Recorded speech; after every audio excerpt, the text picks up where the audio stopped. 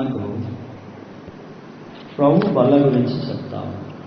ప్రాముఖ్యమైన సమయంలోనికి మనం నడిపింపబడతాము. యోగ్యమైన రీతిలో మరి ప్రభు బల్లలో పరీక్షించుకొని పాలు పొందడానికి మరి ప్రభు సమయం ఇస్తా ఉన్నారు. ఎంతవరకు పరీక్షించుకోవాలి, ఎంతవరకు పాలు పొందుతూ ఉండాలి అంటే ప్రభు వచ్చు వరకు అక్కడ రాసినారు. ఎంతవరకు? ప్రభువు వచ్చు వరకు. కనుక ఇది ఏ బల్ల? ప్రభువు బల్ల. ఇక మనం చూస్తే నన్ను జ్ఞాపకము చేసుకున్నటకై, కనుక ఏ బల్ల ఇది? జ్ఞాపకార్థపు బల్ల. ప్రభు బల్ల, జ్ఞాపకార్థపు బల్ల. ప్రభు అన్నాడు ఏమని? నన్ను జ్ఞాపకం చేసుకున్నటకు దేనిని చేయుడి. రెండవదిగా ఏం చెప్తూ ఉన్నాడంటే అక్కడ ప్రతి మనుష్యుడు ఏం చేయాలి? తను తాను పరీక్షించుకోవాలి. చదువుతాం ఆ మాట 11 చదవండి మరి. కాబట్టి 28 ప్రతి మనుష్యుడు తను తాను పరీక్షించుకొనవలెను. అలాగూ చేసి ఆ రొట్టెను తిని, ఎలా చేయాలి? పరీక్షించుకోవాలి. ఆ తర్వాత మనము ఆ రొట్టెను తిని ఆ పాత్రలోనిది తాగాలి. అంటే ఏ బల్ల ఇది? మనలని మనమే పరీక్షించుకోవడానికి మన ముందు ఉంచబడిన దేవుని నిలువుటద్దం అనే బల్ల. ఎన్ని బల్లలు చూస్తున్నాం ఇప్పుడు మనము? ఒక బల్లే మన మధ్యలో ఉన్నది, ఎక్కువ లేవు.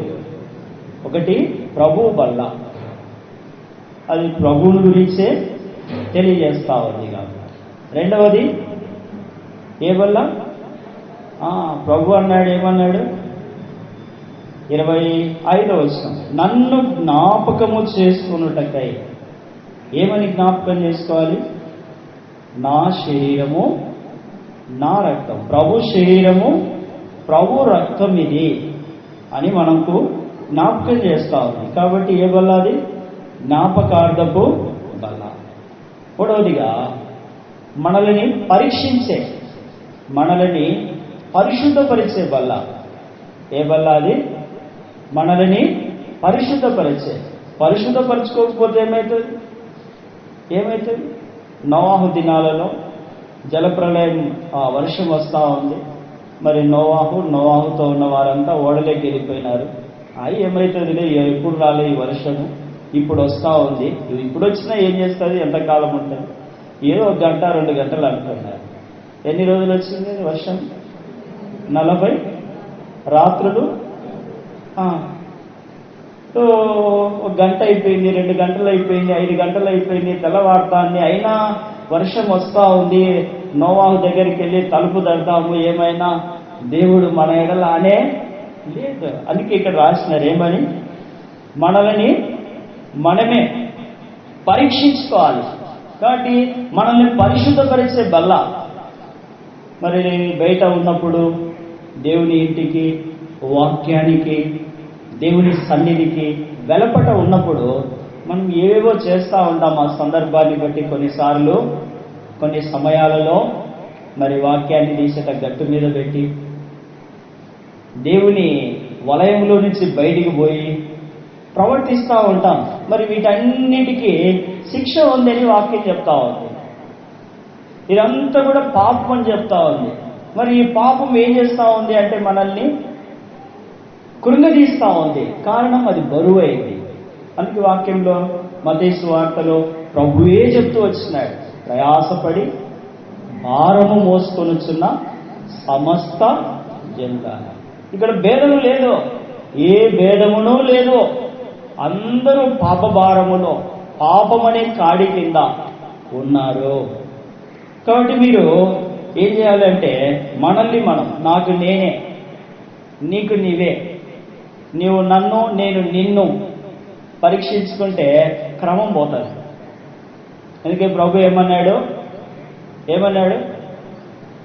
నిన్ను నీవు పరీక్షించుకోకుండా వాళ్ళను పరీక్షిస్తున్నావు అంటే నీ కంటిలో ఏముంది? మరి వారి కంటిలో చిన్నది ఉంది, మరి నా జీవితంలో పెద్దది ఉంది. సో కాబట్టి నన్ను నేనే పరీక్షించుకోవాలి. అద్దం ముందు నిలబడితే ఎవరు కనిపిస్తారు? నా రూపమే కనిపిస్తుంది, నా పాపమే కనిపిస్తుంది, నా యొక్క మరకలే అక్కడ కనిపిస్తాయి. అంతేగాని నీ మరకలు కనిపిస్తాయి అక్కడ? లేదు కదా. ఆ వాక్యం అనే ఆ నిలువుటద్దం, ఆ బల్ల దగ్గరికి మనం వచ్చినప్పుడు ఏం చెప్తా ఉన్నది? అది పరీక్షించుకోవాలి. ఎంతవరకు? ప్రభువు వచ్చు వరకు ఏం చేయాలి? పరీక్షించుకోవాలి. ప్రభు వచ్చే వరకు మనము అలాగూ చేస్తా ఉండాలి. ప్రభు వచ్చే వరకు అనేటటువంటిది మనకి ఏం జ్ఞాపకం చేస్తూ ఉంది అంటే నిరీక్షణ. ఏం జ్ఞాపకం చేస్తుంది? నిరీక్షణ. ఏ బల్ల అది? నిరీక్షణ బల్ల. ఏ బల్ల? నిరీక్షణ బల్ల. నిరీక్షణ అంటే ఎదురు చూడడం. నిరీక్షణ అంటే ఇప్పుడు అంతకుముందు పెళ్లి కొడుకే అక్కడికి వెళ్ళేవాడు. ఇప్పుడు ఏమైందంటే కదా, మనకు వాక్యంలో కూడా ఒక క్రమం ఉంది. 10 మంది కన్యకలు ఏం చేస్తా ఉన్నారు? సిద్ధపడుతూ ఉన్నారు. దేని కొరకు? విందు కొరకు. ఆ పెళ్లిలో పాల్గొనడానికి సంఘం ఇక్కడ సిద్ధపడుతోంది. కాబట్టి ఆ బల్ల మనకి ఏం చెప్తా ఉందంటే సిద్ధపడుతున్నామా, నిరీక్షణ కలిగి ఉన్నామా? ఎవరి కొరకు? మన ప్రభువు కొరకు. మన ప్రభువు కొరకు ఏం చేయాలో? మనము నిరీక్షించే వారముగా, ఎదురు చూసే వారముగా ఉండాలి. ఎప్పుడు వస్తాడని అక్కడ చెప్పబడలే వాక్యంలో. ఎవరు చెప్పలేదు. ఒక ఆయన చెప్తూ ఉంటే నేను విన్నాను. ఒక దైవ సేవకుడు చెప్తూ ఉంటే నేను విన్నాను. ఏమని అంటే, ఆ దైవ సేవకుని దగ్గరికి ఒక ఆయన వాక్యం చెప్పడానికి వచ్చినప్పుడు ఆ ప్రభువుని అడుగుతా వచ్చినాడండి. ప్రభువా, ఏ రోజు వస్తావో నువ్వు చెప్పొద్దు, ఏ వారంలో వస్తావో చెప్పొద్దు, ఏ నెలలో వస్తావో చెప్పొద్దు, ఏ సంవత్సరంలో వస్తావో చెప్పు. ఆ సంవత్సరం అంతా మడి కట్టుకొని ఉంటా పాపం చేయకుండా అని ఉందా మనకు అక్కడ? లేదు. ఆయన ఎప్పుడు వచ్చునో రండి మత్తయి సువార్త. మరి నిరీక్షణ బల్ల, ప్రభు బల్ల, తర్వాత పరీక్షించే బల్ల, ఇవన్నీ మనం చూడలేము. కానీ కొంచెం వాక్యాన్ని నిరీక్షణ బల్ల గురించి కొద్దిగా మన వాక్యాన్ని చూడడానికి ప్రయత్నం చేద్దాం.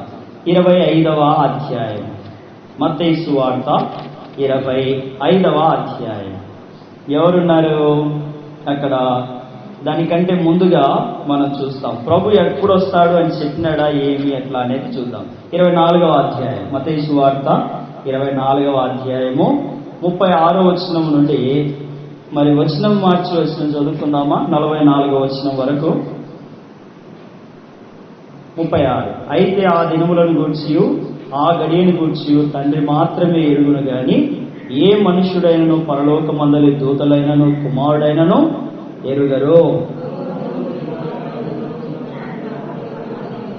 38. జలప్రళయమునకు ముందటి దినములలో నోవహు ఓడలోనికి వెళ్ళిన దినం వరకు వారు తినుచు త్రాగుచు పెళ్లి చేసుకొనుచు పెళ్లికి చుచ్చు నుండి అలా. ఆ కాలంలో 2 పొలములో ఉందురు, ఒకడు తీసుకొని పోబడును, ఒకడు విడిచిపెట్టబడును.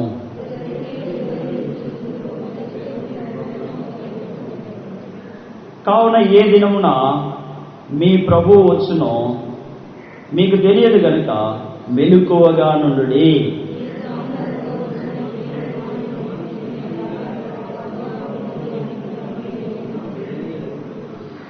44 అందరం చదువుతున్నాం. మీరు అనుకుని గడియలో మనుష్య కుమారుడు వచ్చును గనుకనే మీరును. ఏం చెప్తా ఉంది బల్లా? ప్రభు శరీరము, ప్రభు రక్తానికి సాదృశ్యంగా ఉన్న ఆ రొట్టె, ఆ ద్రాక్షారసం మనకి ఏం చెప్తూ ఉంది? ప్రభు వచ్చే వరకు ఎట్లా ఉండాలంట? మనము నిరీక్షణ కలిగి ఎదురు చూస్తూ ఉండాలి అని. నిరీక్షణ కలిగి, సిద్ధపాటు కలిగి ఎదురు చూసే వారముగా ఉండాలి అని.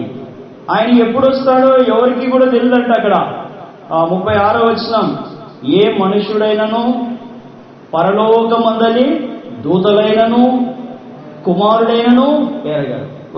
కాబట్టి మనం తెలుసుకోవడానికి అవకాశం ఉంది భూమి మీద. అయితే ఇక్కడ ఏం చెప్తా ఉన్నారంటే, పరలోకమందలి దూతలకైనను ఆ దేవుని యొక్క కుమారునికైనాను తెలియదంట. ఆయన ఎప్పుడు వస్తాడో ఆ కుమారునికి కూడా తెలియదు. అదే దాని గురించి ఇక్కడ 37లో నోటీస్ చేస్తా ఉన్నారు. ఏమని? నోవాహు దినములు ఎలాగుండెనో మనుష్య కుమారుని రాకడయు అలాగ ఉండును. అందుకే మీరు సిద్ధపడి ఉండండి. నోవాహు ఓడను ఒక రోజులోనే నిర్మించలేదు. ఒక రోజులోనే నోవాహు ఓడకు అవసరమైనటువంటి చెక్కలన్నీ తీసుకురాలేదు. కాబట్టి దానికి కొన్ని దినాలు పట్టింది, కొంత సమయం పట్టింది.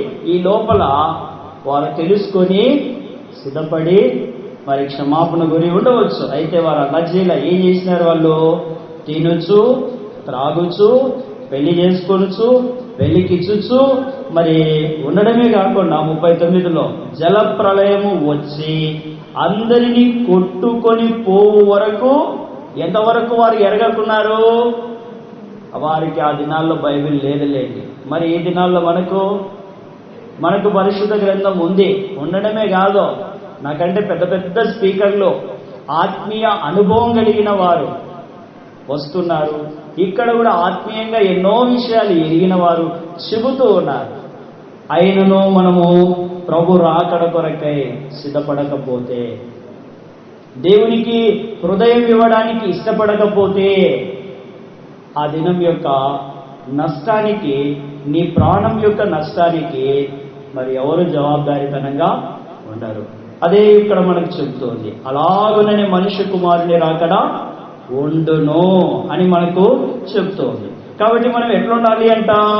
44 మీరు అనుకున్న గడియలో మనుష్య కుమారుడు వచ్చును గనుకనే మీరు సిద్ధముగా ఉండుడి. ఇప్పుడు సిద్ధపాటు గురించి 25వ అధ్యాయం 1వ వచనంలోనికి వస్తాం. పరలోక రాజ్యము తమ దివిటీలు పట్టుకొని పెళ్లి కుమారుని ఎదుర్కొనుటకు బయలుదేరిన 10 మంది కన్యకలను పోలి ఉంది.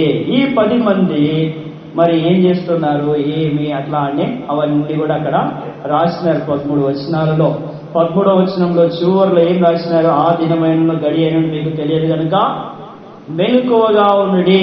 వాళ్ళకు బుద్ధి ఉందా లేదా అని చెప్పడానికి ఉపమానం ప్రభు చెప్పినాడు. బుద్ధి కలిగిన వారు ఏం చేస్తారు? నూనె అడిగి పెట్టుకుంటారా? సిద్ధపాటు కలిగి ఉంటారు. బుద్ధి కలిగిన వారు ఏం చేస్తారు?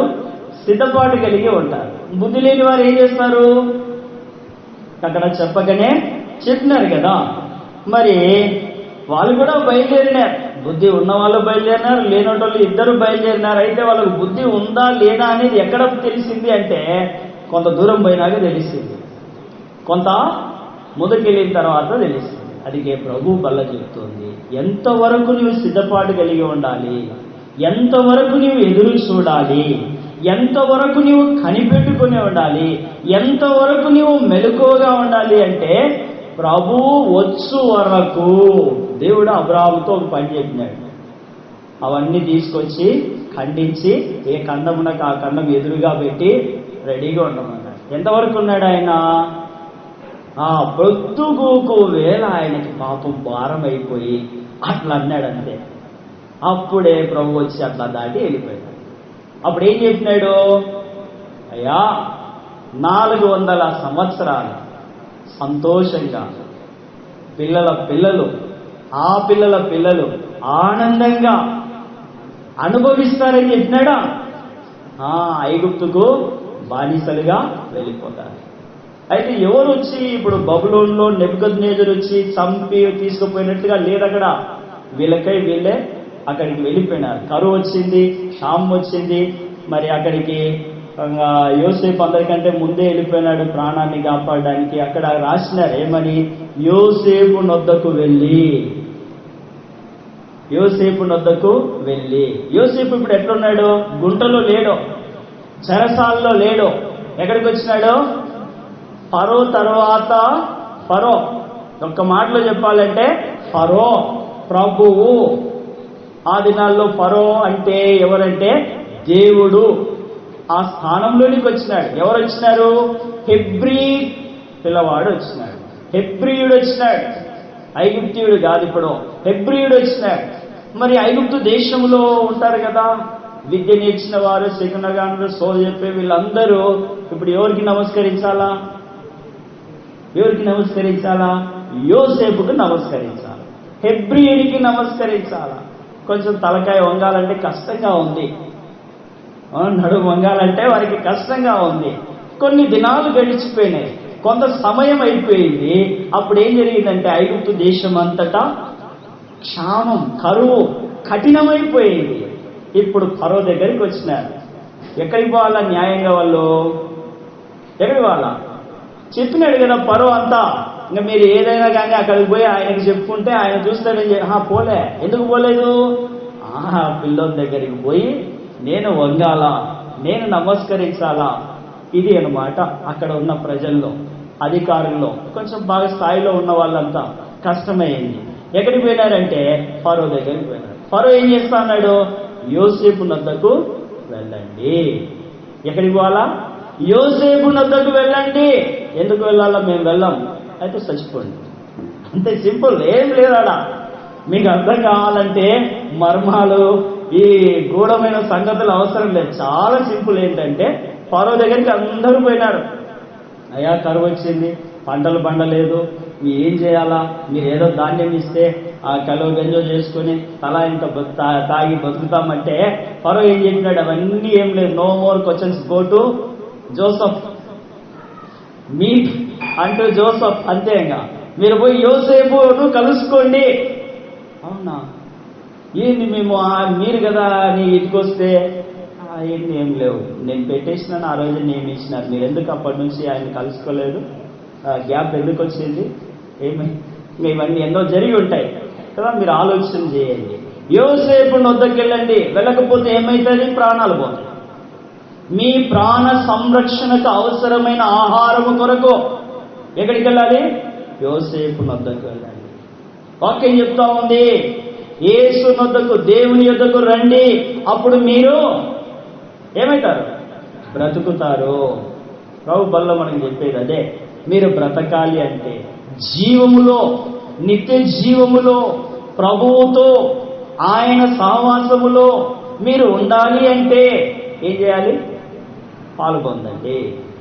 ఒకవేళ సిద్ధపాటు లేదు, పాపం ఉంది, అడ్డొస్తా ఉంది, గుర్తుకొస్తా ఉంది, అయితే ఏ ఇబ్బంది లేదు. మోకరించు, యేసు క్రీస్తు ప్రభు నామములో ఒప్పుకో, వాటిని విడిచిపెట్టు, ఆ జీవములోనికి ఆయన నిన్ను దాటిస్తాడు. యేసు రక్తము ప్రతి పాపమును మనను పరిశుద్ధపరిచి పరదేశంలోనికి, నిత్య రాజ్యంలోనికి చేర్చే బల్ల మన మధ్యలో ఉంది. మరి దాంట్లో పాల్గొనకపోతే ఎట్లా? మన ఎముకలకు జీవము, కుళ్ళు కాకుండా కలిగించే ప్రభు యొక్క రక్తం, ప్రభు యొక్క శరీరం. ఏం చెప్పినాడు ప్రభు? ఇది నా శరీరము, నా రక్తం. ఏం చెప్పినాడు ఇంకా ఆయన? జీవాహారము అన్నాడు. ఏమన్నాడు? జీవాహారం. ఇప్పుడు ఆ జీవాహారాన్ని మనం తీసుకోకపోతే ఏమవుతుంది?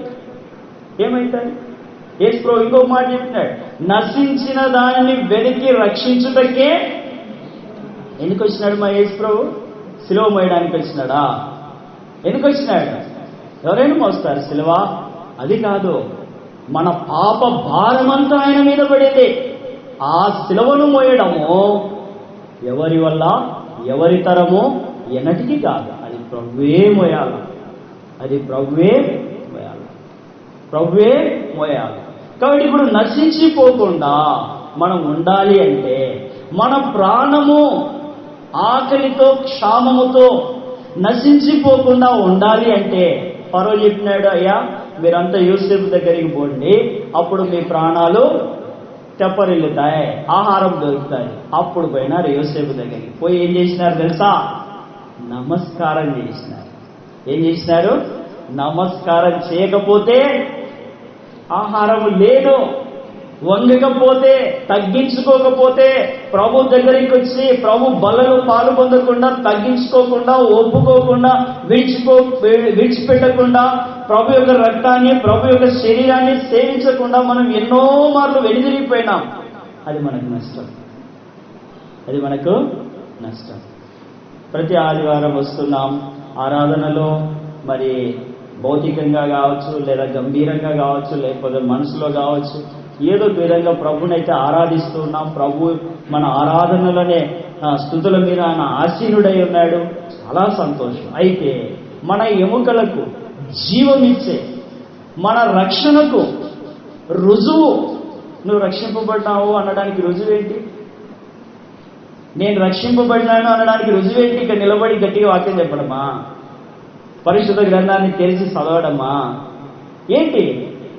నేను లోకానికి, పాపానికి సిలువ వేయబడినాను, అందుకు గుర్తుగా ప్రభు నా కొరకు ఏర్పాటు చేసిన ఈ నిబంధన, పాత నిబంధన నేను రద్దు చేసుకొని, పాత నిబంధన ఏంటిది? నా పాత నిబంధన ఏంటిదో తెలుసా? అబద్ధాలు చెప్పడం, దొంగతనం చేయడం, డబ్బులు అవసరమవుతాయి. ఎవరిస్తారు? ఇంట్లో నాయన జేబులో నుంచో లేకపోతే బీరువాలో నుంచో తీసుకోవడం. ఒక 10-15 మంది పిల్లలు ఉంటారు వెనక, స్నేహితులు. వాళ్ళకి ఖర్చు పెట్టకపోతే ఎవరో సారి పోరా, నీతో పాటు ఎవరో సార్ అంటారు. కావాలంటే ఏం చేయాలి? ఇప్పుడు నేను దొంగతనం చేయాలా?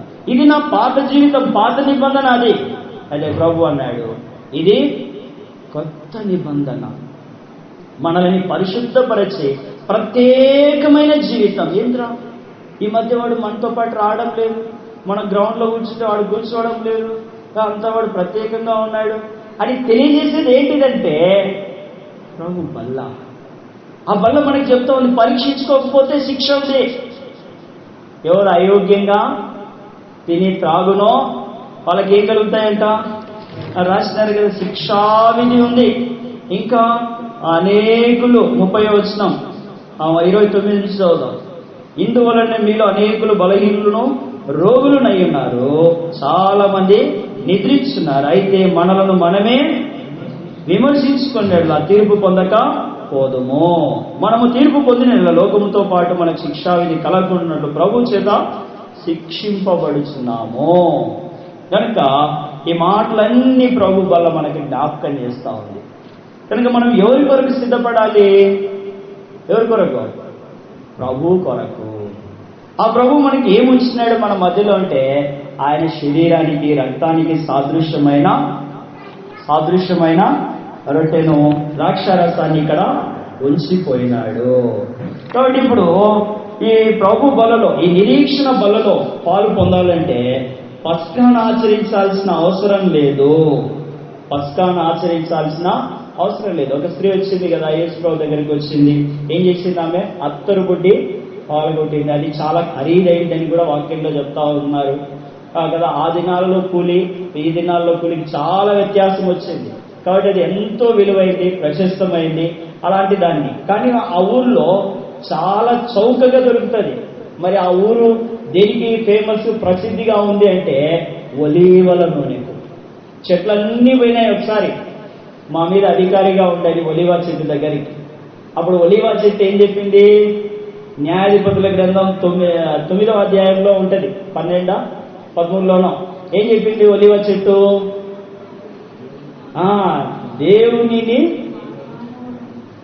చదవండి. అది మనం సొంతంగా వదిలేదు కానీ చదవండి. మమ్ముని ఏలుమని ఒలీవా చెట్టును అడగగా, ఒలీవా చెట్టు దేవునిని, మానవులను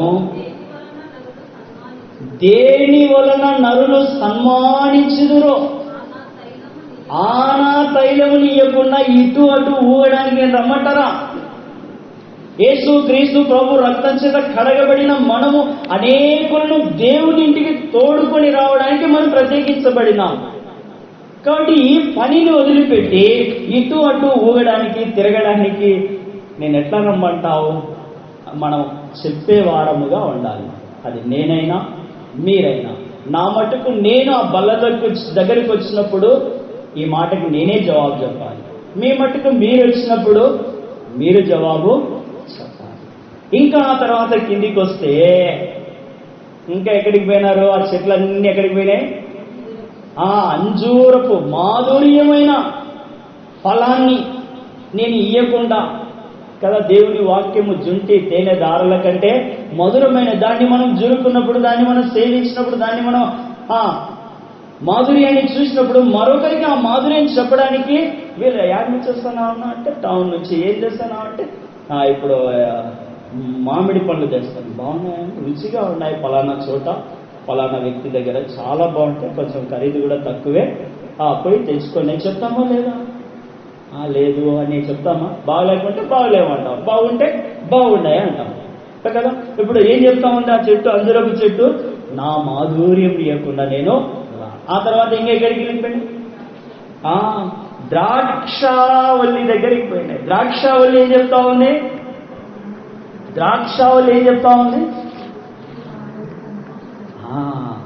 దేవునిని మానవులను సంతోష పెట్టడం నా పని, ఈ పనిని వదిలిపెట్టి నేను రాను.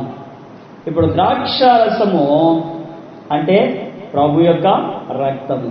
ఇప్పుడు మనం ఏం చేస్తుంది ఆ రక్తము? నేను పాపిని, అక్కడికి వచ్చి నిలబడి యేసు ప్రభువా నేను పాపిని నన్ను క్షమించు అంటే ఆ రక్తం ఏం చేస్తుంది? ఏం చేస్తుంది? శుద్ధీకరిస్తుంది కదా, పరిశుద్ధపరుస్తుంది కదా. అంటే ద్రాక్షారసం ఇప్పుడు దేనికి సూచనగా ఉంది? ఆడ పరిశుద్ధపరిచేదిగా ఉంది.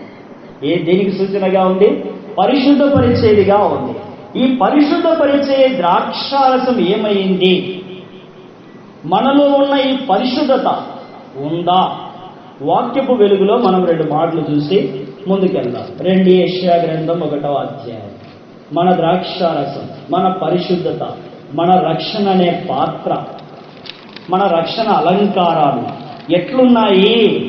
అట్నే ఉన్నాయా లేకపోతే ఏమైనా అందులో చేరిపోయినాయా? 1:22 వచనం, 1వ అధ్యాయం యెషయా గ్రంథం 1వ అధ్యాయము 22వ వచనం. నీ వెండి మస్తాయను, నీ ద్రాక్షారసము, నీ పరిశుద్ధత, నీ రక్షణ పాత్ర ఎట్లుంది? ఈ మధ్యాహ్నం వాక్యం నాతో చెప్తా ఉంది, మరి నీతో ఏం చెప్తా ఉందో చూడు. 22వ వచనం అందరం చదువుకున్నాం. 1:22 ఏం రాసినారా? నీ ద్రాక్షారసము నీళ్లతో, నీ పరిశుద్ధత దేనితో కలిసి చెడిపోయింది? ఇది ప్రశ్న, వాక్యం చెప్తున్న ప్రశ్న, నేను కాదు. దయతో నన్ను క్షమించండి.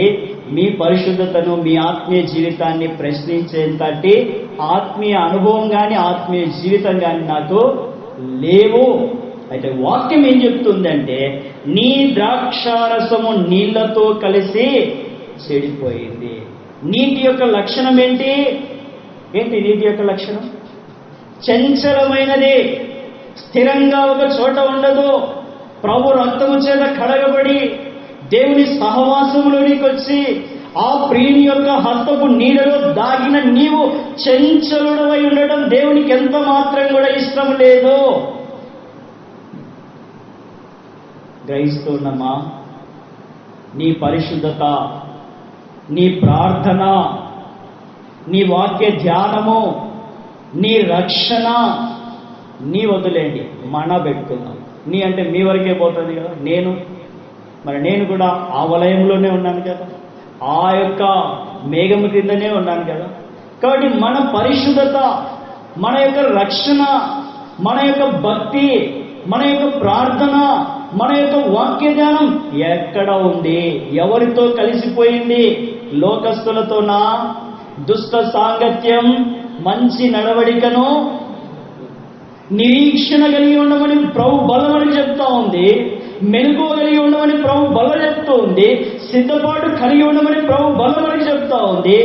మన సిద్ధపాటు ఎవరితో కలిసిపోయింది? ఎవరితో కలిసి సిద్ధపడతా ఉంది? ప్రతిరోజు ప్రభు మన కొరకు ఎదురు చూస్తా ఉన్నాడు. నా కుమారుడు నా కుమార్తె నాతో కలిసి సహవాసం చేస్తారు. దేవుని ఆత్మ వచ్చిందా లేదా? దేవుడు వచ్చినాడా లేదా? ఏదైనా తోటలో ఆదాముతో మాట్లాడడానికి సాయంత్రం చలవిపూట ఆయన వచ్చినాడు, సహవాసం చేస్తూ వచ్చినాడు. ఆ తర్వాత విషయం మీకు తెలుసు. ఎక్కడికి పోయినాడు ఆదాము? దేంతో కలిసినాడు? ఏం తీసుకున్నాడు? ఏమైపోయినాడో మీరు అందరు ఎరుగుతారు కదా, నేను కూడా. కాబట్టి ఇక్కడ చెప్తా ఉంది, నీ ద్రాక్షారసము నీళ్లతో కలిసి చెడిపోయింది, పులిసిపోయింది.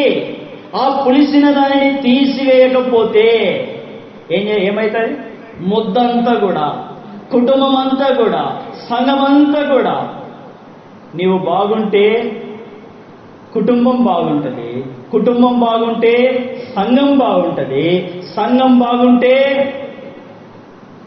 చెప్పాలా? మీకు తెలుసు కానీ చెప్పరు. చూడండి. సో కాబట్టి నేను నీళ్లతో కలిసిపోతే, నేను చంచలుడనైపోతే ఏమైపోతుంది కుటుంబము? అదొక మంచి కుటుంబం. తల్లి, భార్య, భర్త ఇద్దరూ ప్రార్థనాపూర్వకంగా ఒక కుమారుని కన్నారు. వారు ఆ కుమారుని పెంచే క్రమములో తండ్రి మరి లోకములో కొన్ని చెడు వ్యసనాలకు బానిసైపోయినాడు. బాగా తాగడము, లేటుగా ఇంటికి రావడము, ఇంట్లో ఉన్న భార్యని బాధ పెట్టడము మొదలుపెట్టినాడు. ఎందుకు ఆ స్థితికి పోయినాడంటే, కుమారునికి మంచి జీవితం, బాగా ఆస్తి అంతస్తు ఉన్నటువంటి జీవితం ఇవ్వాలని తండ్రి ఆశపడి ఆ ప్రయత్నములో దైవికంగా కాకుండా లోకానుసారంగా ప్రయత్నం చేసినాడు. దైవికమైన విధానంలో ఎక్కువ సంపాదన రాదు. సంపాదన వస్తూ ఉంది అంటే అది దేవుని నుంచే రావాలా, క్రీస్తు మహిమైశ్వర్యం నుంచే రావాలా. ఇంకా అట్లా కాకుండా వేరే విధానంలో వచ్చింది అంటే అందులో ఎంతో కొంత లెక్క చెప్పాల్సిన సంపాదన ఉంది అని అర్థం. అట్లా తండ్రి ఆ కుమారుని పెంచి పెద్ద చేసినాడు. అయితే ఇప్పుడు ఇంటికి కుమారుడు ఎప్పుడు వస్తా ఉన్నాడు, ఏం చేస్తా ఉన్నాడు, ఇవన్నీ ఏం విచారించిన వాడు కాదు. ప్రతిరోజు ఆయన ఎప్పుడో చాలా చీకటి పడినాక వచ్చేవాడు, తనతో పాటు తీసుకొచ్చుకున్నట్టు అవన్నీ ఆ ఫ్రిడ్జ్లో పెట్టేవాడు. ఉదయం అయినాక చూసుకుంటే అందులో ఆయన తెచ్చిన క్వాంటిటీలో తక్కువ వస్తూ ఉంది. ఒకరోజు ఏంది ఇది, నేను ఎంతో ఖరీదు పెట్టి తెచ్చుకుంటా ఉంటే ఏమైపోతా ఉంది అని అనుమానం వచ్చి కనిపెట్టినాడు. కనిపెడితే తెలిసిన ఫలితార్థం ఏంటంటే కుమారుడు తాగడం మొదలుపెట్టాడు. కుమారుడు తాగుతున్నాడు అది తెలిసిపోయింది, పబ్లిక్గా తెలిసిపోయింది. ఇది ఎక్కడో జరిగింది కాదు, ఈ భూమి మీదే హైదరాబాద్లో జరిగింది.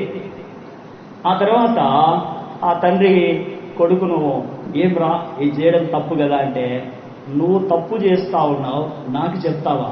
ముందు నువ్వు మారి నాకు చెప్పు అని ఇంకా కొన్ని చాలా పెద్ద పెద్ద మాటలు అన్నాడు. నేను ఆయనతో కూడా మాట్లాడినా, వాళ్ళ కుమారునితో కూడా మాట్లాడినా, వాళ్ళిద్దరితో కొంతకాలం నేను సహవాసం కూడా చేసిన. ఇప్పుడు కాదు, వాళ్ళు మారినారు. ఆ లోకంలో ఉన్నప్పుడు కాదు, మారిన తర్వాత. ఆ తర్వాత తండ్రి చాలా బాధపడినాడు.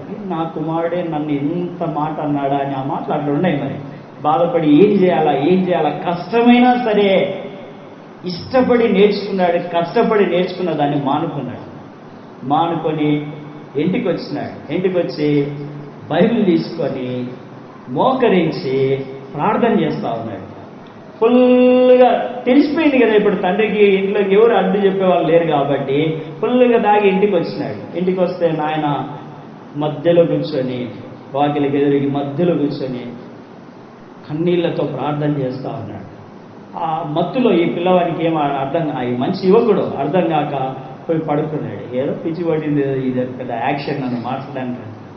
అయితే ఆ తండ్రి అప్పుడెప్పుడో మొదలుపెట్టిన ఆ ప్రార్థన, కుమారుడు లేచినాడు, మళ్ళీ పోయినాడు, మళ్ళీ తాగి ఇంటికి వచ్చినా కూడా ఆయన లేలేదు మోకాళ్ళ మీద నుంచి. ఎందుకంటారు? బాగా మీరు ఆలోచన చేయండి. తండ్రులు ఉన్నారు ఇక్కడ, తల్లులు ఉన్నారు. ఆ తండ్రికి లేక లేటుగా పుట్టిన కుమారుడు, వాడి కోసమే ఇదంతా సంపాదిస్తా ఉన్నాడు. ఇప్పుడు వాడు ఏమైనాడు? చెడిపోతా ఉన్నాడు. అంటే చెడిపోవడం కోసం సంపాదించలేదు ఆయన. ఇప్పుడు వాడిని బాగు చేయాలంటే తను ఏం చేయాలి? తను బాధ అయినా సరే దాన్ని చేసినాడు. ఇంకా ఒక దినం ఆ కుమారుడు ఆ బాటిల్ ఆడ పడేసి వచ్చి తండ్రితో కూడా కలిసి అక్కడ కూర్చున్నాడు. నాయన ఏం చూడలేదు, కళ్ళు తెరిచి ఆయన ప్రార్థనలో, ఆయన ధ్యానంలో అట్నే ఉన్నాడు. ఈ పిల్లవాడికి మధ్యరాత్రి అయిపోయింది, తెల్లవారింది. ఏంది మా నాన్న ఇంకా లేలే. తర్వాత తట్టి లేపినాడు. ఆ అబ్బాయి చెప్పిన మాట ఏంటంటే, ఇంకా నేను తాగను, నువ్వు ఏది చెప్తే అదే చేస్తాను నాన్న అనే పదం అప్పుడు వచ్చింది. తండ్రి చాలా సంతోషపడి ఒక స్థలంలో సాక్ష్యం చెప్పినాడు. యువకుల మీటింగ్లో, మీరు మీ తల్లిదండ్రిని సన్మానించండి అనే దాని గురించి చెప్తా వచ్చినాడు. సరే, ఇప్పుడు మనకి ఎందుకు వచ్చింది ఈ విషయము? చంచలత్వము లేకుండా రూబేనుతో యోసేపు అంటాడు. ఏమంటాడు?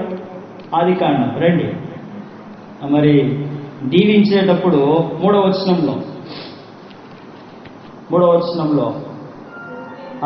రూబేను, నీవు నా పెద్ద కుమారుడవు, నా శక్తియు, నా బలం యొక్క 49వ అధ్యాయం, ఆదికాండం 49, 3వ వచనం. మీ అందరూ తెలుసు కదా, అందుకని చెప్పలేదు. నా శక్తియు, నా బలం యొక్క ఫలమును, ఔన్నత్యాతిశయమును, బలాతిశయమును నీవే. నేను నిన్ను పోగొట్టుకోలేను. నీ కొరకు కష్టమైన ప్రభు మన కొరకు ఏం చేసినాడు? పోగొట్టుకున్నాడా? నువ్వు పాపంలో ఉన్నావు, అంధకారంలో ఉన్నావు, నల్లగా అయిపోయినావు, పాపం అంతా వచ్చేసింది, విగ్రహారాధన వచ్చేసింది, వ్యభిచారం, నాకు నువ్వు వద్దు, నేను కొత్త సంతతిని చేసుకుంటా అన్నాడా? అనలేదు. నువ్వే నాకు కావాలి. నా కుమారుడా తలుపు తడతానే ఉన్నాడు. తెరిచి లోపలికి ఆహ్వానించి చేర్చుకునేంత వరకు ఆయన తడుతూనే ఉంటాడు. విసుక్కోడు, అలసిపోడు. ఆయన నీవు తనలోనికి రావాలని. ఎందుకు? మనం ఆయన పోలికలో ఉన్నాం, మనం ఆయన స్వరూపమై ఉన్నాం. ఈ స్వరూపాన్ని, ఈ పోలికను ఆ నరకానికి, ఆ చీకటికి ఇవ్వడానికి ప్రభుకి ఇష్టం లేదు. నన్ను జ్ఞాపకము చేసుకొనుటకై దీన్ని చేయుడి. ఆ నిరీక్షణ బల్ల, మనల్ని సిద్ధపరిచే బల్ల, మనల్ని పరిశుద్ధపరిచే ప్రభు బల్ల ఇవన్నీ జ్ఞాపకం చేస్తా ఉంది. నా కుమారుడా, నీవు నా పెద్ద కుమారుడవు. పెద్ద కుమారునికి ఎంత ఆధిక్యత ఉంటుందో, ఎంత ప్రత్యేకత ఉంటుందో, ఎంత గుర్తింపు ఉంటుందో ప్రత్యేకంగా చెప్పని అవసరం లేదో. తండ్రి తర్వాత రాజ్యపు అధికారాలు ఎవరికి వస్తాయి? చిన్న కుమారునికి వస్తాయా? ఎవరికి వస్తాయి? పెద్ద కుమారునికే వస్తాయి. అయితే నా శక్తి, నా బలము, నా ప్రథమ ఫలము, నా శక్తితో, నా బలముతో ఫస్ట్ చాలా, మరి ఇదంతా కూడా ఔన్నత్యం. ఆయన ఇవన్నీ చెప్తా ఉన్నాడు. 4వ వచనం, నీళ్ళవలే బలము కలిగిన నీవు, శక్తి కలిగిన నీవు, ఔన్నత్యాతిశయం కలిగిన నీవు, బలాతిశయం కలిగిన నీవు ఏమైపోయినావు అంటే చంచలుడవై పాపం చేసినావు. చూడండి ఆ మాట. నీళ్ళవలే చంచలుడవై నీవు అతిశయము పొందవు. నీ తండ్రి మంచం మీదకి ఎక్కితివి, దానిని అపవిత్రము చేసితివి. అతడు నా మంచం మీదకి ఎక్కెను. ఏం చేసినాడంట? చదువుతా ఉన్నాడు కదా. కనుక బల్ల, ఆ ద్రాక్షారసం ఏమైపోయింది? దేంతో కలిసిపోయింది? దేవుని, మనుషులను సంతోష పెట్టవలసిన ఆ ద్రాక్షారసం, దేవుని ఇంటికి వచ్చే ప్రజలను సంతోషపరచవలసిన మనము, మన రక్షణ, మన యొక్క పరిశుద్ధ అలంకారములు దేంతో కలిసిపోయినాయి? అసలు ఉన్నాయా?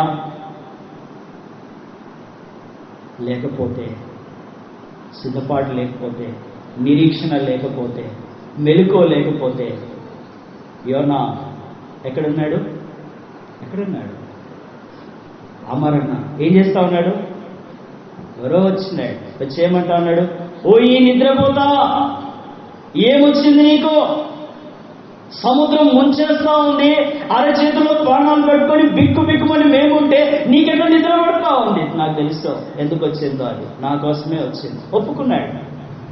నాకేం తెలుసు అని అనడంలే, ఒప్పుకున్నాడు. ఆదాము వల్లే అవ్వ మీద నెపం వేయడం లేదు, ఒప్పుకుంటా ఉన్నాడు. నన్ను ఎత్తి సముద్రంలో పడేయండి. మరి నీ దేవుడు ఇంత అంత అని చెప్పిన ఆయన మమ్మల్ని ఏం చేయడా?